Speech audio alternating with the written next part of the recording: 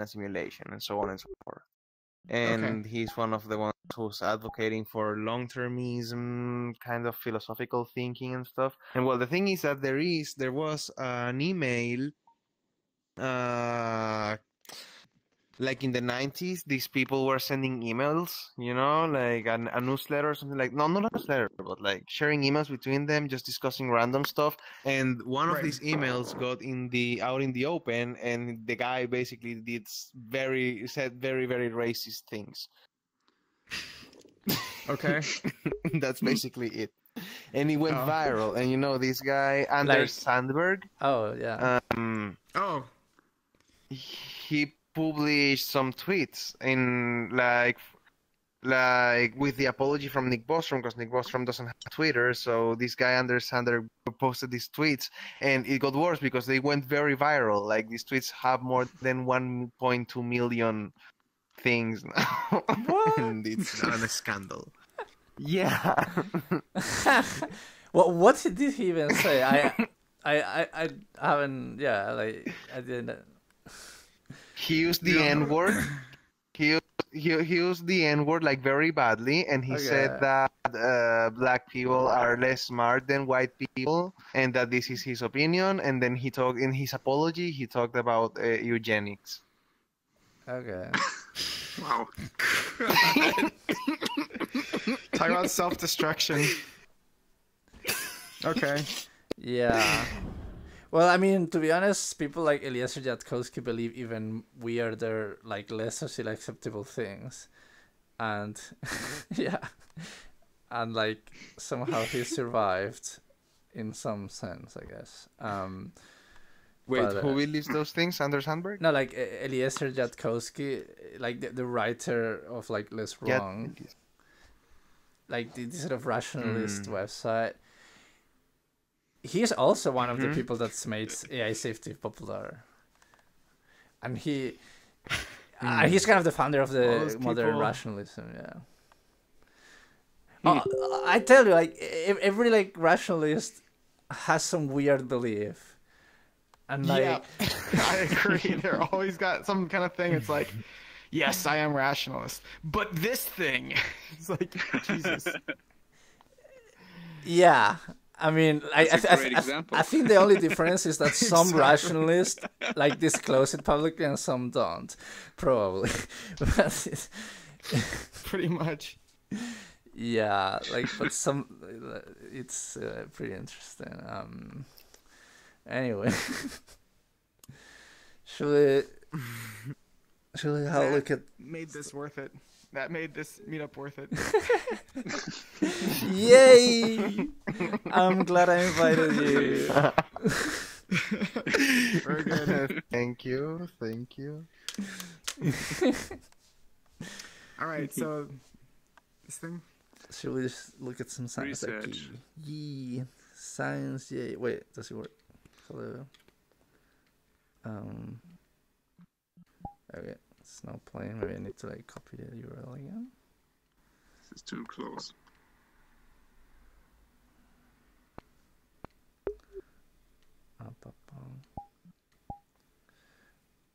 Yeah, tell me if it works. This video is sponsored by Research Hub. Now, I know what you're thinking. Wouldn't it be great if someone made a video on all the longevity research highlights that came out in 2022? Well, hello, you've come to the right place. And to help with navigation, I have broken down this video into categories, and the timestamps can be found in the description box. We'll begin with lifespan regulation studies, then discuss rejuvenation and regeneration, then my personal favourite, cellular senescence, then some technology papers, and then lifestyle, and then end with some aging mechanism papers. Okay, by the way, like, feel free to fully go through all the papers tell me to pause the video or something at any time. Or you can continue the discussion over at Research Hub. More on that later. So let's go. Now, is it getting hot in here, or is it just me? No, not me. Just this hot paper on how body temperature, not metabolic rate, seems to be modulating lifespan in rodents.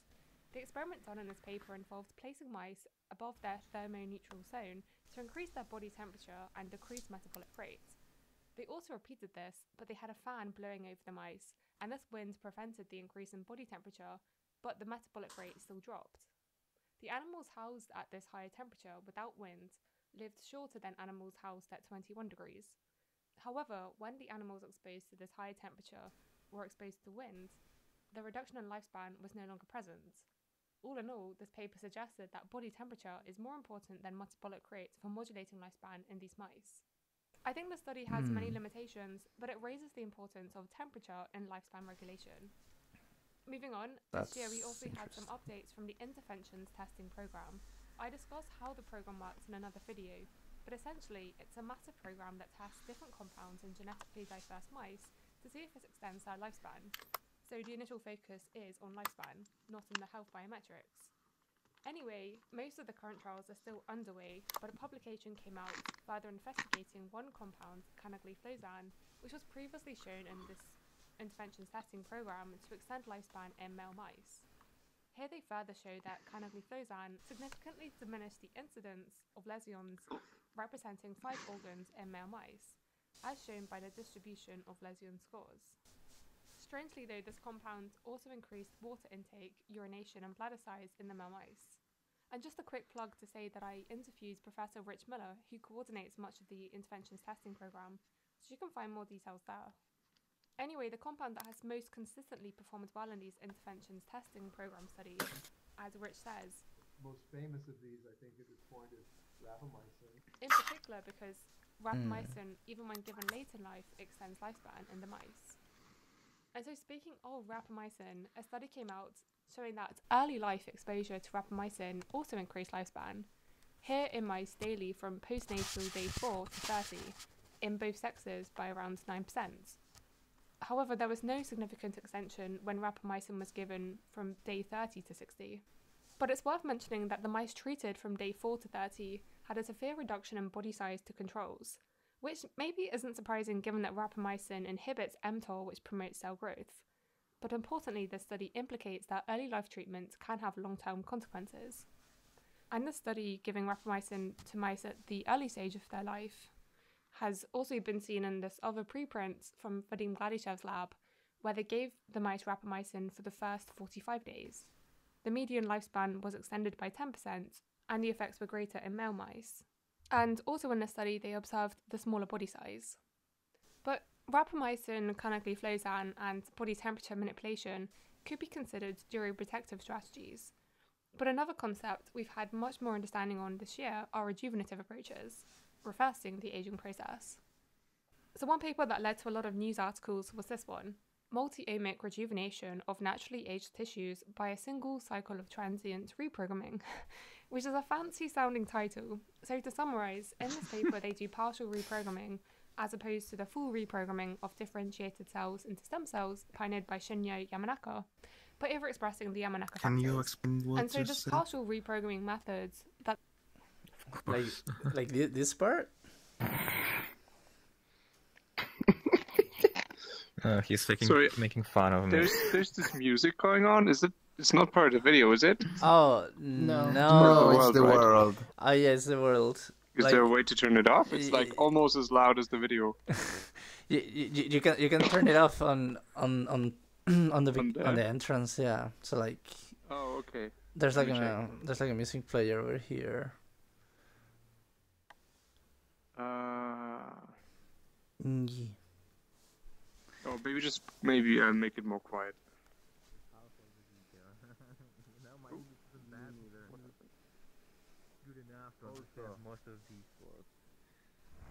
Well, you will be getting. Also, Aaron. Hello.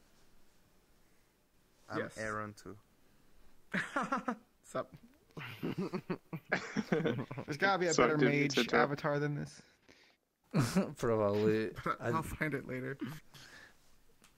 Yeah, but actually, we're talking about this thing. Like, actually, I think that the stuff that she's gonna talk about now is one of the coolest things. Like, and I went to like another online seminar where they talked a bit more, but like, I mean, I don't know the whole details, but basically like, I mean, there's like this idea from like David Sinclair that, like the reason we could reverse aging is because basically, I mean, there's many reasons, but like one reason is like I mean, basically because we can have children, or we can like even clone people. Like, I mean, we don't do that, but like we did it with with sheep or other animals, right? And that means that really our cells have, even in later age, like information about how to make a young body in them, right? Like it's still there. Yeah. And that's like the fundamental insight, but like the more practical thing that comes from that insight is that you can actually do this in the laboratory, and I think this is Yamanaka that discovered it. Like the fact that you can like convert any like adult aged cell or whatever into like a stem cell, which really is like an embryonic cell. Right, like when you're like an embryo, really you're just made of like stem cells that are not yet differentiated, they're just like the primordial cells. And so he discovered how to do that, which is basically, how to turn it into an embryo through like a bunch of like chemicals that sort of activate genes or whatever. And like, but obviously you don't want to turn yourself into an embryo, right? Because you will lose like all your cells. You don't want to become like this like bunch of cells that like amorphous or, so that's, but like the principle is really cool. And like people are researching like last year and like the year before and at the moment is like doing what Yamanaka did, but like partially. So they call it like partial, I like partial rejuvenation, no, partial reprogramming. They call it reprogramming, this process. Oh wait, there's like an alarm here. Wait. Nice party alarm. Yeah, I need alarms to remind myself to like live like or have organized life. Otherwise, I'm just a mess. Anyway, Stay hydrated. yeah, things like actually like so one of these alarms is literally to remind me to like eat and drink. Nice. What was it? Yeah, like this partial reprogramming is precisely this process of starting the rejuvenation process, but not going all the way to stem cells, and that's very promising because it could mean that you could like biologically make your cells younger, but like not lose a structure and like die or something. But that's really weird. Like, also, I thought that part of the aging process had something to do with the telomeres, that they get, they get shorter and they will be dying in your lifespan, and there's a moment in which that runs out. Does it have anything to do with that? this? That is one hallmark, but like the thing is that like people like identify like all these hallmarks, like things that happen during aging at the beginning, and I think at the beginning they weren't like exactly sure what was really like the cause of what of. I mean, they knew like all of these were like the root causes of like other things, like the diseases of age, but they didn't know if like all of these were like independent or if like maybe some of these were actually the root causes that caused the others, and therefore the important things, and I think at the moment, I'm not an expert, but I think at the moment we think that telomere attrition is not really like a root cause. So like, if you treated like some of the other hallmarks and like rejuvenated the cell, that it's the telomeres like will lengthen and like be healthy again. Interesting. By the way, I think. Is this meeting like it was out of the blue, or is this part of what you've been doing? Yeah, this is part of what I've been doing. I mean, yeah, it wasn't exactly out of the blue. I actually organized set this event like 5 days ago, so or a week ago. more prior planning than usual. So. Yeah, so like I actually haven't exactly decided how to organize it, but I think I may shoot for is something like have kind of like an educational event every week, and then like a just social, just yeah, like some kind of social fun event every week, like and like have like 2 things like that. That's like an idea. But if anyone has Nice. feedback, of Right, course, right. that's always Nice. Yeah. welcome. There needs to be something that's a bit simpler and more interactive. In terms of, because this is great and all, but based upon what I've heard so far, like there's a level of like I guess there's a barrier of understanding, not even just the science, but also like language barriers sometimes. So there might be a way to do something a little bit more simpler. Do you Yeah, have that's Unity? a good point. If Do I you know how to have build a- Unity, I have Unity, but I don't. I mean, I'm not like an expert Have you user. ever have you ever built a world for VR chat? No, not yet.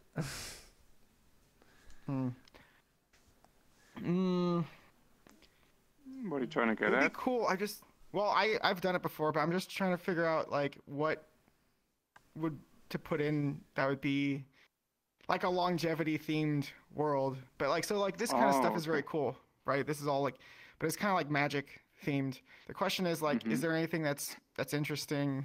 I don't know. I'm trying to think of it. Maybe I'll come up with something later. But Yeah, Yeah. I'd love But to, then- and then- to like maybe like we could like even brainstorm things or something like. But yeah, like I still think that the idea of like building worlds for these kind of themes like will be super cool. Yeah. something. It's a little bit hard because it's not like you can't like interact with. You can't just like do biology on people in a VR setting. It's not tenable. I mean, you can run simulations though. You can. it can. Yeah.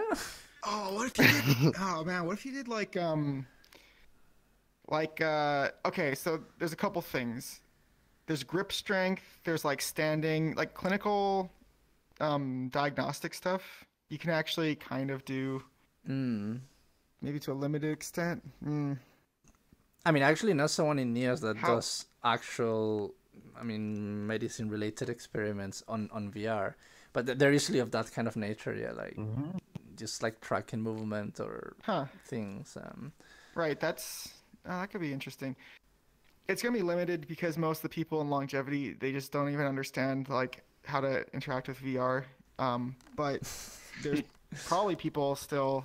There's probably some crossover. I mean, I'm here, so Yeah, exactly. And like I do hope and like think that the intersection will grow over time. So it will be nice to like be ready as that happens and okay. yeah, I mean I just haven't had the time as of like trying to delve into making worlds, but like I do really like the idea. So I will definitely encourage people to explore this. Sorry, go on. I have been, well, part of the things that I want to do is actually, I've been trying to learn Unity and some other things. Like maybe we could build a world together. Yeah, I will. I mean, if it was part of like a group project, and we could distribute the balance according to what people want, but I still try to keep it organized and like yeah, I will be happy to like at least help organize that. And like maybe We contribute. just started. Half the battle is just starting the thing, and if you just start it, no matter how much quality it has, people will start to like congregate. If it's you can just start. You say, hey, this is what we're doing, but like not just talking about it. Like actually, we have this prototype world, and then we can throw it out to everybody. And I'm sure there's gonna be a ton of other people that are interested, at least tangentially. That I'm is pretty a sure good point. Foresight would be interested. There's probably other Yeah. groups like that. Yeah, definitely. Why not? Why not? Wow, okay. So Wow. yeah, let's talk about this and like let's maybe try to like set up an actual like like action moment of like let's Right. actually do a thing. Yeah. Yeah, because if you think like, or if some of you think like you could contribute, actually you're a VR developer as well. I mean, we have a whole bunch of people here with like the right Yeah. skills. So I yeah. can totally do that, but I don't 3D model. That's the only thing. Oh, well, I mean, Me neither. We can get someone. It's fine. yeah, We'll find somebody. I've done 3D animation with Maya and Soft Image back in the day, and then I used Unity for building some stuff in VR chat. It was a long time ago though. So the files can be like just transferred back and forth, like over Discord probably. That'd work. yeah. You're the point man Well. though, right? So, what was that? Sorry. You're the point man on this. You're organizing. Or the organizing it. Was this a point man? I didn't know that expression. Oh, point man is like the person who's like the linchpin, like the center of organization for a project. Oh, I see. Oh, So like, yeah. Well, I mean, I actually had ideas of how to organize projects and things. But anyway, you were gonna say something. You go first. No, it's okay. I was going to say two things. The first, that like I have been kind of disappeared from everything in the VR scene and stuff, like not seeing people. I would like to start doing these kind of things again, and so I would like to help. I look like, honestly, I don't even check like my other Discord, because you remember like the Nikosama. Like I haven't even seen it in like 2 months, and I want to do that. So I understand, yeah, that like I would like to participate a bit more. Yeah, I mean, So of course, this is. and I need to rebuild myself and my relationship with virtual reality, and I don't know, and my job and stuff, and yeah, maybe like helping build this project. Like I don't know, we could make worlds. We can even like organize something. I can like right now I'm kind of yeah, just that. I'm gonna get in touch, like, because I want to attend more. I want to do more things. I want to catch up again. Yeah, so of course, like, this is voluntary. So if you ever need time for yourself, that's like the priority in this community. But like, I also think like working on this project is really exciting for all of us. And I actually had I was gonna say earlier, like I had ideas of how we could organize this. But like I think I was kind of overthinking a bit too much about how to do like project ideation and things, and not actually starting anything. So yeah, I was just gonna finish like, but like I think that just this organic project ideation, maybe just like the simplest thing possible, and like it works, right? Because we sort of if we are really like interested in an idea, like why not just try and do it? Sorry. Yeah, that, and the other thing is that you remember all those things we talked about, the education aspect. Like I would like to get this kind of closer, and well, now I'm with the Association of Immersive Experiences in here, and like maybe doing some joint thing in one moment. I don't know, like maybe organizing something so more people like could come, like something like that. I've been thinking. But yeah, and the second is that, well, I kind of got to go around, but I want to participate more, and yeah, I miss you. Yeah, same. Miss going. Well, glad you made it. All right, I'll see you. Yeah. Thank you. Guys or gals or whatever, nice to meet you. Aaron. Nice to meet you. Nice to meet you. Oh, my tracker is broken. There you go. Bang. I'm dying. Take hugs. I'm back. Yeah, like, You're back. Yay. Nice.